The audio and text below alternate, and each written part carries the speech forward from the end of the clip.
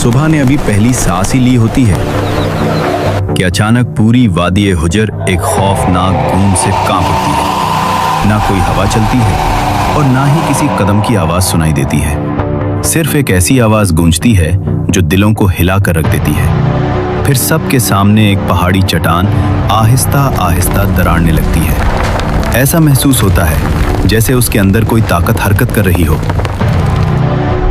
गिरदो गुबार का एक बड़ा बादल उगता है, फिर रोशनी की एक तेज लहर चमकती है और इसी रोशनी के दरमियान से एक अजीमुशान ऊंटनी जमीन पर कदम रखती है। लोग खौफ के मारे पीछे हट जाते हैं और एक कमजोर सी आवाज सुनाई देती है।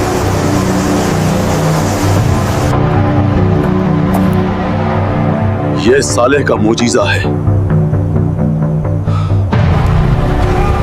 जब कौम आद अपने गुरूर और जुल्म की वजह से तबाह हो गई तो सिर्फ वही लोग बचे जिन्होंने हूद की बात मान ली थी। जब अजाब का वक्त खत्म हुआ तो फजा में अजीब सी सख्ती महसूस हो रही थी।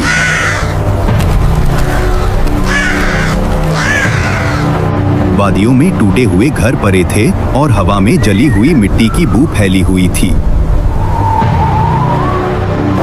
बच जाने वाले लोग एक दूसरे की तरफ देखकर कहने लगे,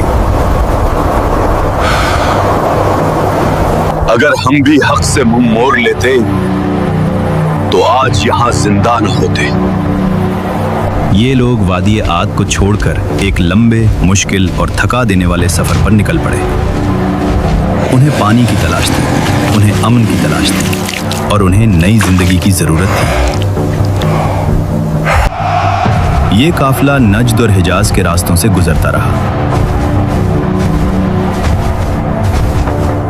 आखिरकार उन्हें एक खूबसूरत इलाका मिला जिसे आज हम अल अला कहते हैं। वहां चश्मे बहते थे,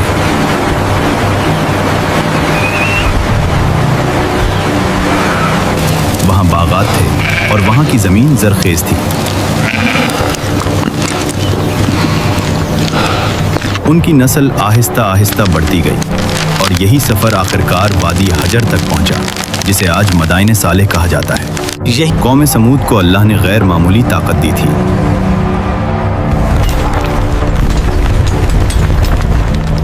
उन्हें तेज अकल दी थी और पत्थरों को तराश कर इमारतें बनाने का हुनर दिया था।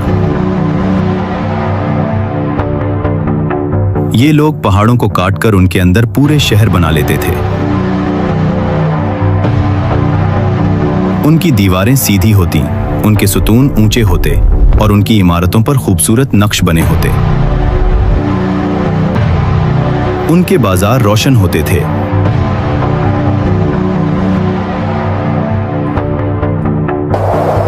रात के वक्त मशलों की रोशनी फैल जाती थी।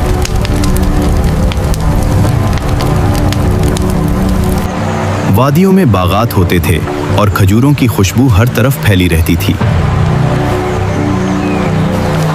लेकिन जब नेमतों के साथ शुक्र खत्म हो जाए तो दिलों में गुरूर पैदा हो जाता है। कौम समूद ये कहा करती थी, हमारी ताकत पहाड़ों को झुका सकती है और हमारे सामने कोई नहीं जीत सकता। उनके दिल सख्त हो गए और उन्होंने बुतों को अपना माबूद बना लिया। वो कमजोर लोगों पर जुल्म करने लगे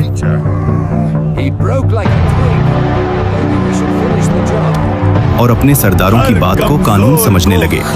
ऐसा लगता था जैसे वो अल्लाह के कानून को छोड़कर अपनी ख्वाहिशों को अपना कानून बनाना चाहते हो। रोशन था, उसकी सोच गहरी थी और बचपन से ही उसके अंदर एक खास असर था। बुजुर्ग लोग कहा करते थे, ये बच्चा आम बच्चों जैसा नहीं है। जब वो जवान हुआ तो दुनिया की चमक दमक उसे अपनी तरफ न खींच सकी। वो अक्सर तन्हा बैठकर अल्लाह को याद किया करता था। फिर कौम के पास आया और कहने लगा, तुम सिर्फ उसी की इबादत करो। कौम के सरदार हंसने लगे और बोले, कल तक तो तुम हमारे दोस्त थे और आज तुम हमें उन रस्मों से रोक रहे हो जो हम सदियों से करते आ रहे हैं। कौम ने कहा, वाकई नबी हो तो हमें कोई निशानी दिखाओ। उन्होंने कहा, उस पहाड़ से एक जिंदा ऊंटनी निकालकर दिखाओ। सालेह ने अल्लाह से दुआ की और अल्लाह ने निशानी जाहिर कर दी। पहाड़ में दरार पड़ गई, रोशनी निकली और उसके अंदर से एक जिंदा ऊंटनी बाहर आ गई। ये अल्लाह की निशानी थी। ये अल्लाह का मुकर्रर किया हुआ निजाम था। लेकिन कौम को ये बात पसंद न आई। उन्होंने कहा, क्या हम पर ये ऊंटनी हुक्म चलाएगी? जब कुछ लोग ईमान लाने लगे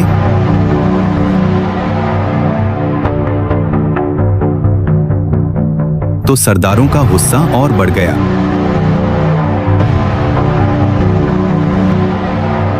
उन्होंने कहा, इस ऊंटनी की वजह से हजरत सालेह की इज्जत बढ़ रही है।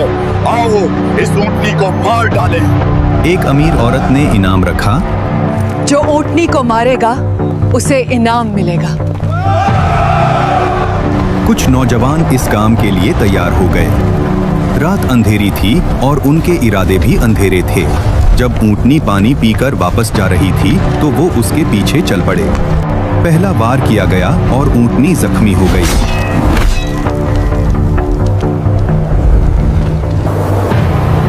फिर सबने मिलकर अल्लाह की निशानी को मार डाला। कौम ने हमने खुशी ऊंटनी से को कहा, मार दिया, अब पानी सिर्फ हमारा है। उन्हें मालूम न था कि कुछ जुर्म कौमों की तकदीर बदल देते हैं। जब सालेह वहां आया तो उसका चेहरा उदास था और उसकी आंखों में आंसू थे। उसने कहा, तुम सब ने बहुत बड़ा गुनाह कर दिया है। तुमने अल्लाह की पहले दिन उनके चेहरे पीले हो गए।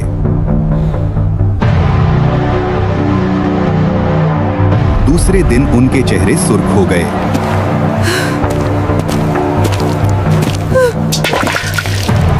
तीसरे दिन उनके चेहरे सियाह हो गए। लोग कहने लगे, हमसे बहुत बड़ी गलती हो गई है। लेकिन अब वक्त खत्म हो चुका था। फजर से पहले आसमान जोर से गिर जा, जमीन लरस गई और एक खौफनाक आवाज आई। इसी आवाज ने कौम समूद को खत्म कर दिया। वो अपने घरों में उल्टे पड़े रह गए। सालेह वादी के किनारे खड़ा हुआ तुम और लोगों कहने को लगा, समझाया था, लेकिन तुम लोगों ने मेरी बात नहीं मानी। आज भी मदाइन सालेह की खामोश इमारतें ये गवाही देती हैं कि जब अल्लाह की निशानी को जुटलाया जाए तो इमारतें नहीं बचाती, ईमान बचाता है।